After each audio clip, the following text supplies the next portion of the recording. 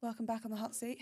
Hi, Emmy. Hello. I've got my phone with me now because I made some notes while you were chatting to this week's guest. Nice. Who is? Tarnia Ellsworth of TP Financial Solutions. So she's a financial advisor from back where I'm from. Good old Morecambe. Yeah. I've known her for a fair few years. She was a lovely person, really good first and practical foremost. Advice, Yeah, really lovely person. Tarnia is somebody who is in male-dominated industries.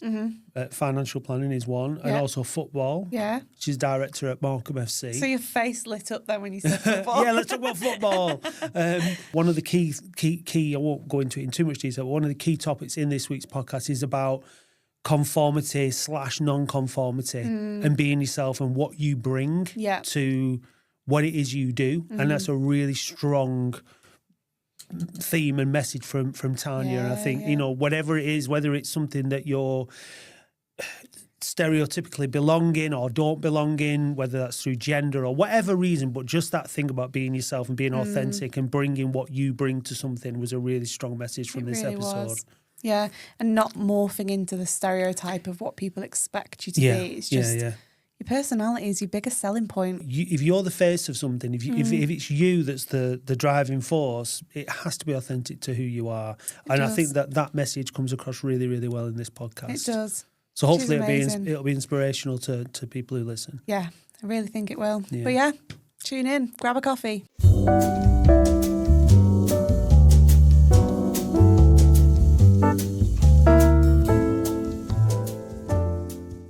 So I want to start at the very, very beginning. Yes. I want to hear how you got into the world of finance, where your career trajectory has gone to bring you to owning your own business. Yeah, absolutely. So the plan was never to be in finance. I was never the kid at school who went, do you know what, I want to be a financial advisor. In fact, most of it, I probably wanted to be a footballer before the Lionesses were a thing. Nice. So did sports studies at university. Okay. Enjoyed it, but graduated at the time of the financial crash, so there wasn't a lot of jobs in sport. So I was sick of being skint, so I just wanted a job. So I got a job in our local courthouse. So I worked for HMCTS, doing court clerking, admin, that type of thing, and just enjoyed, after being a student for so long, not being skint for a while. Having a bit of money. Yeah, so worked my way up through different careers in the court service, really, and then got to the point where I wasn't getting permanent contracts. So a judge friend of mine, her husband had a financial advice firm, and she said, he's looking for a practice manager. Would you like to do that? And at the time, management was my thing, really. I said, yeah, that sounds great. It was local, and I went to do it. And it was in that job where I thought, actually, I'd be really good at that. So it was the first time in my career, I think, I'd thought, that's what I'm meant to be, or that's what I'll enjoy doing. Yeah. And really, it was just the interaction with people. It was just that base interaction of people going, I need help. Yeah. Can you help me? I've always enjoyed working with people, finding out about them, and then helping them solve a problem. So during that time, I met my wife. So we got married. And then it got to the point we said, why are we kind of working for other people, doing it the way they want to do it, kind of the prescribed way finance should be done? Why don't we do it our way, with our values, really, at the core of it? When you're working for somebody else, it's not your values that drive the vision of the business. So 7 years ago, we took the plunge. We set up our own firm. Amazing. After just buying our dream house. So, you know, just as COVID hit and just as the mortgage got really big, we decided now was a perfect time to set up a financial advice firm. But we did it, and we've never looked back. Wow. Was Annabelle, so obviously we know each other, that's why I know Annabelle, but was Annabelle in the finance world? Yeah, so Annabelle started as an admin in financial advice, and similar to me, she thought, actually, I'd be really good at the advice bit. I think, you know, not as a gender stereotype, but generally as women, you see the emotional side of things a little bit more. It can be quite a salesy environment, but both of us clung on to that. Actually, there's a lot of emotions involved here, and if we can support people through this emotionally as well as factually. Yeah.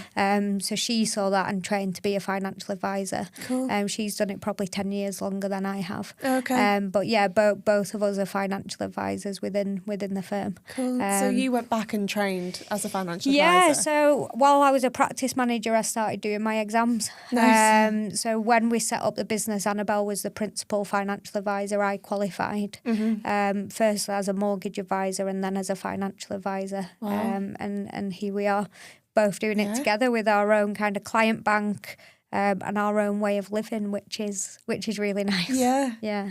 Amazing. So how did you find that transition from going into kind of corporate world to then moving into running your own business? What was that like? Amazing. Yeah. Yeah, in most things in life, you look at positives and negatives, and there's generally negatives of doing something as well as positives. But actually, for me, apart from the slight financial insecurity of going self-employed, it's all been positive. Wow. When you work in a corporate finance industry, it can be quite salesy, it can be quite structured, quite demanding, quite target driven in terms of financial targets. And actually to have that removed, to be able to work in a way that you want to, at a pace that you want to, with people that you want to, I think business owners make the mistake of going, a client's approached me, so I have to work with them.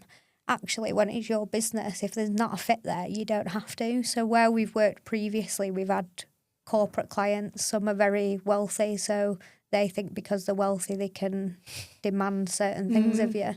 Whereas actually, we don't believe that should be the case. So it's nice to work in an environment where you can choose, actually, do you match our values as much as do we match your values? Yeah, that's really good. And it's quite refreshing that there's never a time I look at my diary and go, oh, not them. It's always, I'll get to catch up with them, and I'm really pleased that I'm booked in to see them. And it's quite empowering, actually, to be able to work like that. That's amazing. So do you find that you're working with a lot of women, or is it balanced? Yeah, it's quite a good mix. I think we generally do attract more women, but what we tend to attract is people who want, who match our values. So some of those values were very community orientated. So things like when we set up our office, we didn't just go in the nice posh bit with all the other professional services. We actually chose to put our office in kind of the more deprived area of town, just in terms of being aspirational. And actually we wanted to do more community work in that part of Morecambe rather than the other part of Morecambe. And a lot of our clients look at us and go, we chose to work with you because we saw you were supporting the girls' football tournament. Yeah. We saw that you were doing free financial literacy courses with the local college. Oh. We saw that you were giving back. You weren't just people in blue suits with gold trim, just earning as much money as possible. And I think that's the difference. And I think there's a misconception that would predominantly be women. We actually get a lot of professional males come to us who go, I didn't feel confident having this conversation with my exact peer because I thought they'd laugh at me for not understanding pensions. Yeah. I thought it would be an awkward conversation because actually I'm really scared about talking about that. And that's not something I talk about with a direct male peer. That makes so sense. It's really interesting that we've generated this down-to-earth, friendly, inclusive, things like us being a same-sex couple in business. I think naturally people see, there's no judgment here because they're inclusive, because we're open with who we are. And that attracts different types of people who just feel a bit vulnerable. I think they just feel vulnerable around finances, which is absolutely fine. And they see that corporate world as scary. Whereas, I've set my office up to be like a living room. So it feels like people are coming in for a brew rather than being, a light in your eye. sat at a boardroom table going, how much is in your portfolio? And it's a nice way of working. That's so good. So you've obviously got people from all kind of different businesses, different walks of lives, but then are really grounded in the same values and same principles. Yeah, it's just amazing. Completely that. Like, you know, we're all different, but I think a lot of us have that value of just being nice, kind people that want to work together and want to give back to the community as well. Yeah. You know, it's quite easy to just get your head down, do your own thing, make as much money as possible. Yeah. But actually there's people around you that you should support and they should support you, and we've always been big believers in that. You also are the director at Morecambe FC as well. Yeah. And I've been through obviously a very tricky time. I don't know that much about football. You and Matt have been speaking about it a lot. Yeah. But it shows that you are in two very male-dominated industries, obviously the financial world and then the football world. Yeah. How has that experience been for you? Yeah, it's an interesting experience. I think generally growing up, you know, I had lots of male friends as well as female friends, so it's not alien for me being in male environments. Yeah. In fact, I think I feel quite comfortable there. I do think, however, that there's sometimes where the men don't feel that comfortable with us being there. So definitely at the start of our careers, there was some stereotyping going on, you know. I went to a conference once and the women advisors were referred to as lady advisors, and it was like, why are you differentiating? You know, we're all just advisors. There's nothing different there. Definitely, you know, cases of people walking in and saying, I'll have a coffee, love, or whose secretary are you? There's an assumption that actually when you're in that space, you're not the lead, as it were. But I think we bring something different. I think we bring something different.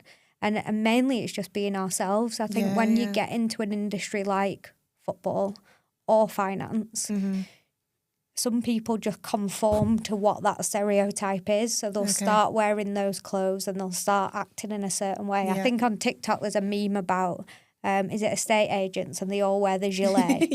And it's almost that thing of going, right, just because I've got the same qualification as you, or just because I'm interested in football, doesn't mean I have to start dressing the way you do or acting the way you do.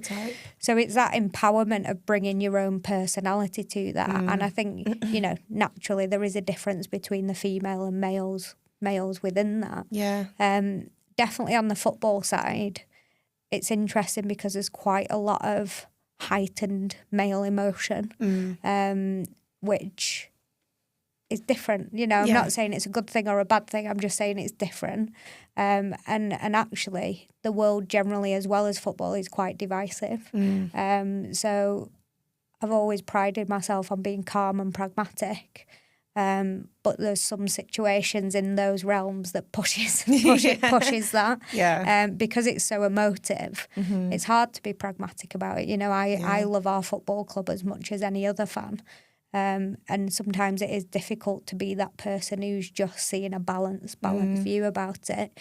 But yeah, it's interesting walking into different directors' boxes, different clubs, and as with the world of finance, you're in the minority being a woman, but see it as a strength. And actually there's more and more incredible women getting involved in football. And what's really interesting is the rise of women's football and women-owned women's teams, which is amazing, you know. So you think about that trajectory. As I said earlier, you know, I grew up wanting to be a footballer or wanted to be in football, and it just didn't feel like an option. Whereas now, you know, perhaps after I'm a financial advisor, I can see, I could perhaps have a second career in football, you know, not on the pitch, like clearly not on the pitch. Although I can run 10K now, which is all right. But, you know, you see that I'm so passionate about women's excellence in sport. You could see that there might be a role within women's football which would achieve a dream of 11-year-old me that perhaps wasn't possible then. It's amazing. It's exciting. Yeah, it really, really is. And I guess like that's the beauty of starting something of your own, is that you get to choose what that looks like for you and the people that you bring in, like you said. It's just creates a really nice environment. It's interesting. I think when you work for other people, it's hard to look up and see the bigger picture. You kind of, you get up, you go to work, you get paid, you come home, you leave it where it is.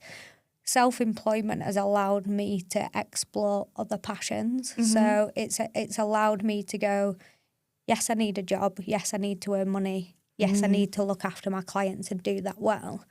But equally, I have other passions and interests that flexibility of being self-employed allows me to do, whether that be volunteering as a director at the football club, whether that be following political aspirations, you know, it allows you to explore potential different career options rather than just feeling like you are a financial advisor because that's what you do for work. And having that, you know, there's 7 days in a week, having autonomy over how you structure that is so empowering compared to, right, you work for me, our office opens at this time, that's what you're doing. That's one thing I now say I'm unemployable, you know, and but in a good way. That actually, if we gave that up and I went into a job that was 9 to 5, I just would really struggle with that concept now.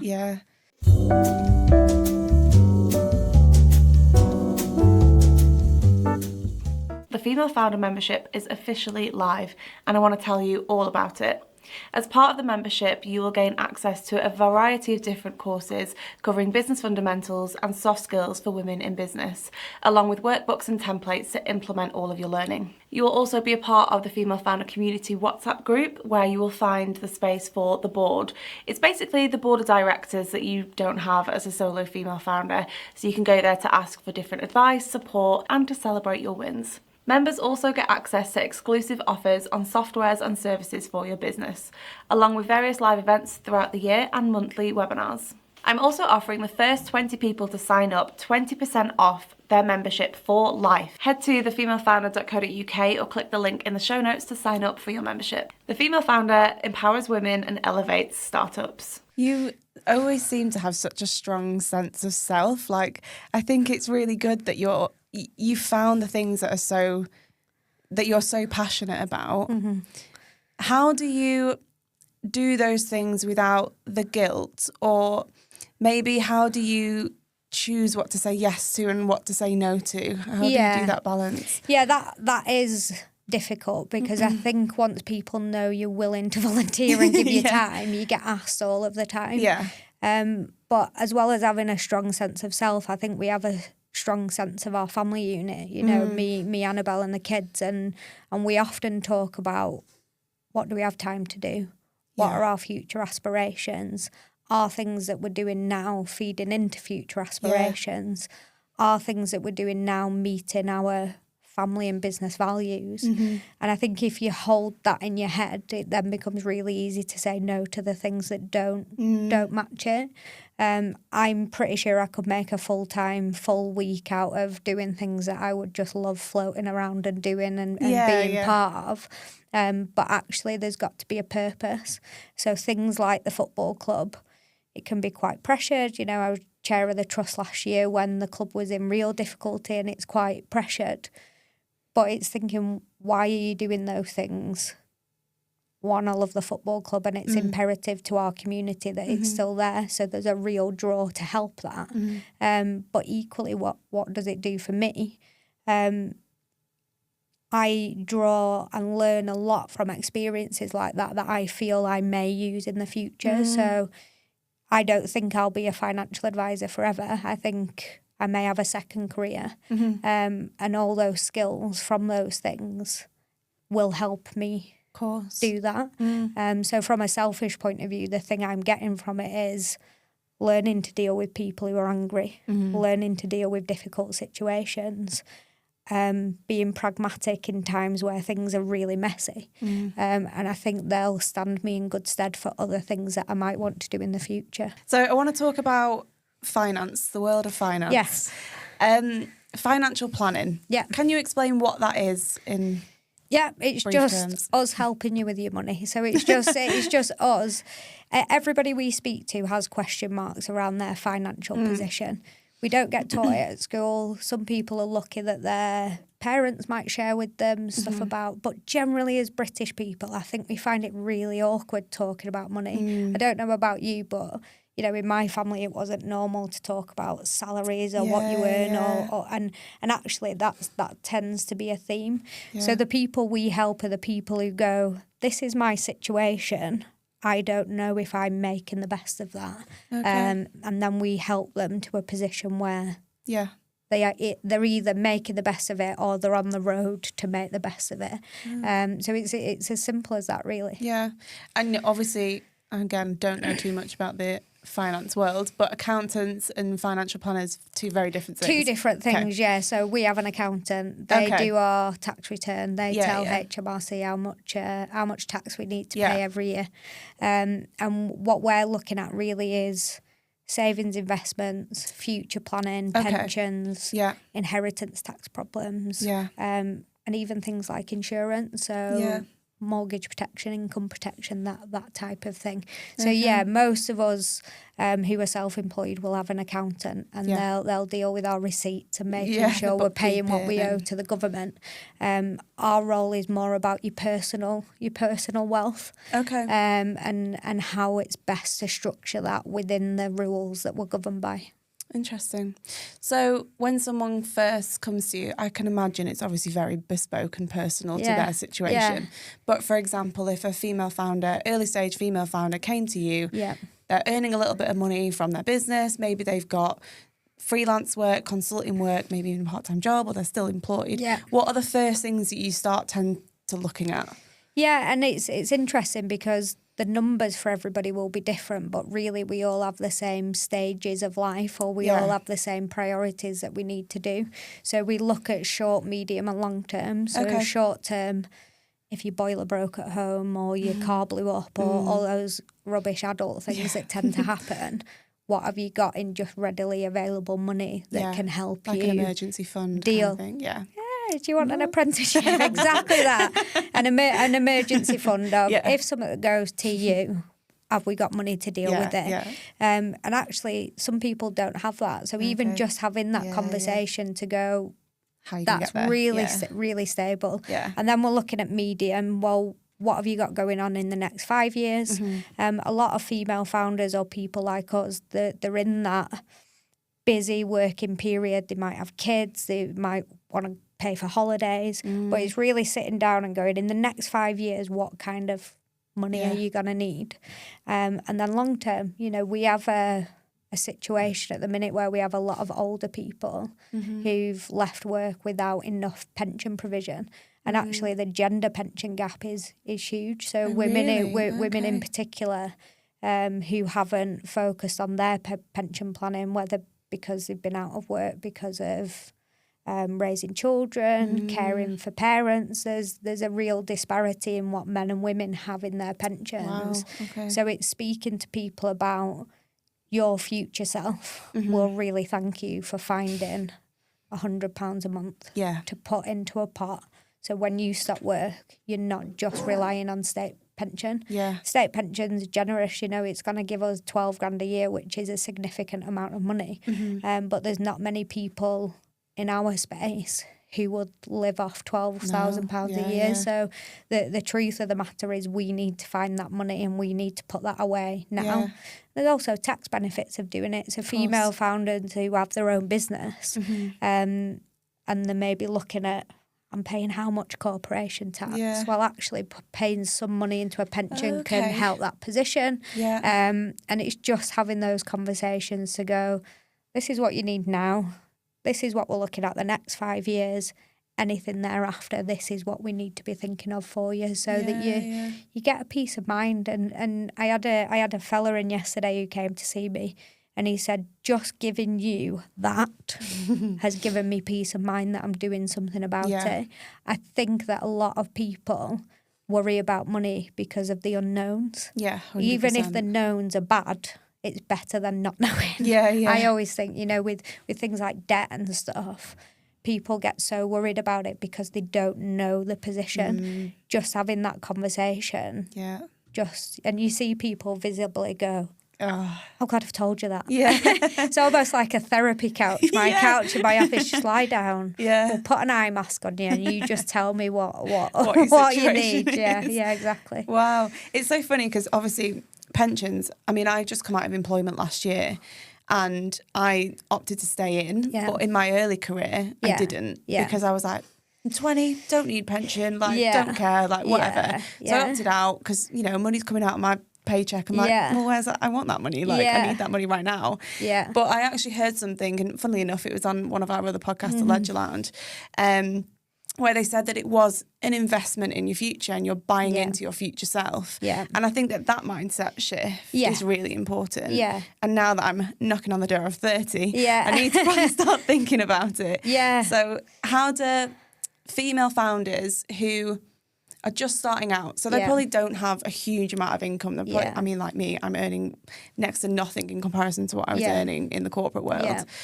What do I do? It's about affordability. You know, we all have immediate needs. We all have things. But I think if we're all honest, and I was that person in my 20s who liked going out for a drink, and that £30 that was going in a month, I thought, well, that's a night out. Yeah. And at 20, I'd rather have the night out. It's not like that anymore.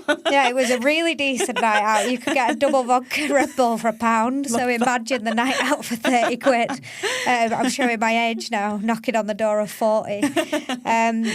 But it's making those decisions. And I think if we were all honest, a lot of us say we've no money left at the end of the month. But then if you look and you deep dive into what you're spending, there's definitely a chippy tea or there's definitely a Chinese that you could give up if you wanted to invest in your future self.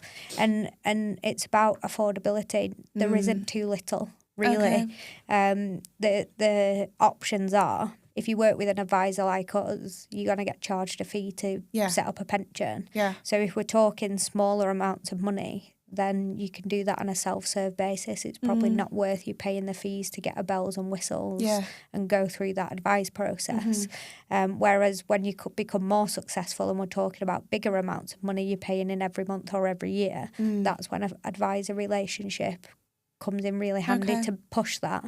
But even if female founders setting out, it's a really good time to do it and say, actually, in my budgeting, £50 a month, £100 a month has to go to my pension planning. Yeah. Not only is it tax efficient, it's going to pay back dividends because it's not the £100 that you're putting in. It's then the government uplifting the tax. Okay. It's then if you're 20 and you don't retire to 60, that's sat in an investment for 40 years.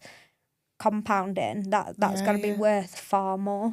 So I would say for female founders setting up, if you're business planning, if you're bidding for money, if you're whatever it is, put the pension payment into the business plan and have it as a non-negotiable. Yeah. You know, much like we do with the electric or whatever it might be that's a non-negotiable. The pension should be a non-negotiable that actually I have to stop work at some point. Yeah. And I would like it, and I know the government changed it where if you're employed, you have to pay into a pension or you have to opt out that your employer offers you a pension. I would like it to be mandatory that everybody had to pay a certain amount into pension because we see so many people struggling.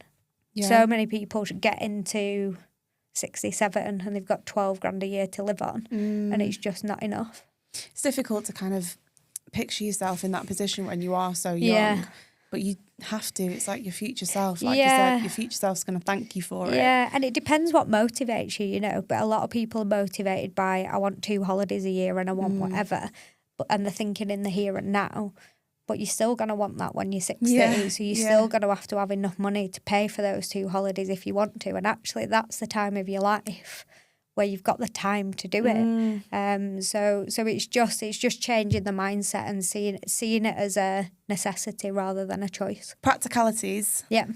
How do you pay into a pension? What does that look like? Yeah, absolutely. So like I say, you can either pay an advisor to set one up for you. Yeah. What they'll do is they'll talk to you about risk, product, cost, and they'll pick a product and a fund for you to invest in that's right for you. Yeah.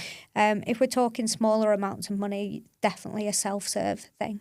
So just using modern tools like Google and going on things like Money Saving Expert, which there's lots of websites out there that will say, we've looked at the whole of the market, and for self-serve pensions with a £25 a month minimum, this is decent. Yeah. And they're often free to set up. Okay. They're often click-throughs, so they'll ask you about risk, and then they'll match you up with a fund, and then it's like setting up a direct debit. Okay. Most modern pensions, my pension's on an app. Yeah. So I can look at it, I can amend the direct debit, I can see how it's performing. Can't touch it yet. Yeah. And that's one thing people need to remember, that for our age bracket, you can't get that money till 57, which I think is really good. Yeah. But a lot of people get frustrated with that. They go, that's my money, I've put it in. Yeah. But the whole point is it's there for future use. And then what's the difference? So I have a trading 212 account where every month put 100 quid in. Yeah. 2 different funds that I've got. Yeah. I think it's like low velocity and then like a high, I can't remember. Anyway, it's doing okay. Yeah. What's the difference between that and a pension? Yeah, so the benefits of a pension are the tax uplift you get from the government. Okay. So on your trading 212, I don't know if you're putting it into an ISA or just a savings account or just stocks. So if you're saving money, an ISA is a really good place to do it. You can access that at any time. The tax efficiency with an ISA is it will grow. Yeah. And any of the growth is free of tax. So you can get it back out and you're not going to pay any tax. And we all have a 20 grand ISA allowance. Every year. Right, yeah. So if you're just doing savings, ISA is a really good thing to do. If we're talking about pensions, the benefit is the tax breaks that you get. So for every £100 you put in, the government put in more. And that automatically happens. Or if you're a limited company director like me, you then get tax relief off your corporation tax bill. Okay. So that's the benefit of paying into a pension. Obviously, if you're employed, you're paying in, your employer's paying in, and you're getting the tax uplift. So for every £50 you're putting in, you might end up with 100 quid. Okay. So it's kind of one of the only products we have left where you get free money, which we like. The downside is you can only touch it when you're 57, of course, and when you access it, only 25% of it's tax free. The rest is taxed at your income tax rate at that time. Okay. But the main point of a pension is it invested somewhere suitable for a long period of time. So even if you pay 100 grand in over your lifetime, realistically it's going to be worth far more because you've had the effect of it being invested for a huge amount of time. I think it is really important to be able to see it and see what you're kind of working towards. Yeah. Because, I mean, I've been in numerous different employments. I have absolutely no idea how much is in my pension. Yeah, and it's really funny. We get people with, no exaggeration, 15 pensions. I had one woman give me a drawer. She's like, this is my paperwork for my pensions. Yeah. And if you had 15 bank accounts, all with 1,500 quid in, 500, 300, you'd know where it was, how you could get it and how much was in there. Yeah. But for some reason with pension, people see it differently. They don't see it as their money. They don't see it as valuable. Yeah. But actually, if you've got 10 pots with 500 quid, that's 5 grand that's your money. It's worth a little bit of effort, having a look at it, pulling it all together and making it work hard for your future. So the main message with pensions is just don't bury your head. It is valuable. If you're changing jobs often, keep the paperwork, keep the apps, make sure you're merging them if you can as you go along. Yeah. So by the time you get to an age where you're retiring, it's all organised. We genuinely do have people come to us and say, I'm stopping work next month. How can I access my pensions? Wow. And you go, well, this is going to be fun.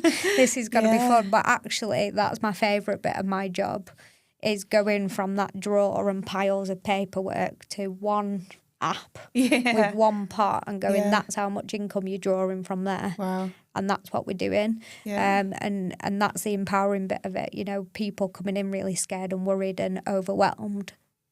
And then I see them at the yearly review and they're retired and they're going, I'm having a great time and I understand where my money is and thanks so much. Yeah. But for younger people, just do that as you go along, because actually by the time you get there, it's a lot of hard work to get it sorted.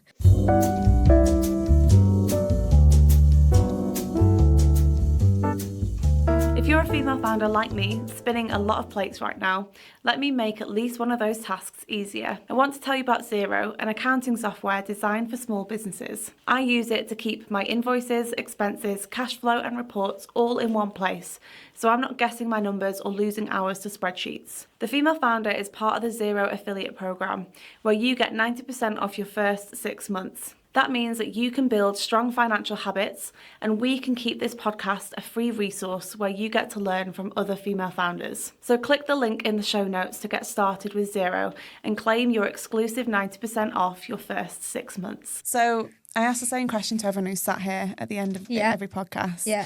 What is one piece of advice that you would give to a new business owner? So my greatest bit of advice for anybody would be yourself. Yeah. And not to sound, trite or anything about that, but I think when you go into an industry, even being self-employed or employed, it's easy to kind of conform to what's expected of you. Yeah. But I think our greatest strength in anything is who we are and how we approach things. Yeah.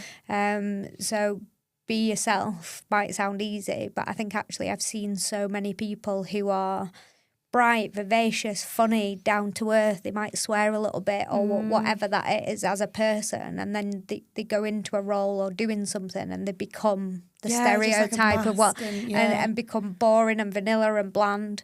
So whatever you're doing, I'd say put your personality into it, because then it's easy. You're not pretending. You're the same with everybody, whoever you meet, and you almost don't get caught out. So, whether it's your values, who you are, what you like, bring it into your business as well, because otherwise you just become like everybody else. Yeah. And equally, if you're pretending to be somebody else, you attract the wrong client. Whereas if you're you end up working with exactly the people you should be working with. So that's my advice. Just whatever you're doing, just go about it your way. Yeah, that's so interesting. When I work with small businesses and we're kind of discovering the USP, so unique selling point, I would say one of that is you. It's there might be 1,000 fashion brands out there, but no one else is doing it like you, because you're the face of it. Yeah. And the proof is, we ask for reviews, we speak to people and go, oh, you worked with us, why did you come to us and not somebody else? And it's always, we find you easy to talk to. Yeah. We enjoy it. Like your financial advisor, really, you should see them every year until you die. Yeah. Would you rather sit with somebody you get on with, feel comfortable with, can share interests, or would you rather sit with somebody you're like, oh God, you're boring and I can't understand a word you're saying because you're talking in gobbledygook? Yeah. And I think that's the same with every profession. You end up working with the person that you feel an affinity to. Yeah. And I just think you're selling yourself short if you're trying to be the stereotypical version of whatever that is. And I think it's tiring. Yeah. I know when I worked in the corporate world and you had to dress a certain way and put your P's and Q's on and turn up a certain salesy way, it was knackering. Yeah, Whereas now, there's something relaxing about being you and being able to do it the way you want to do it. So for your own wellness, just do it your way. Yeah, and it works both service-based businesses and product-based businesses, because people buy from you in both ways and they want something from you, and people fight for you as well. One thing that we haven't touched upon is when we set up, we just got out everywhere, went everywhere, met people. It wasn't salesy, it was just, here we are, this is what we're doing. Yeah.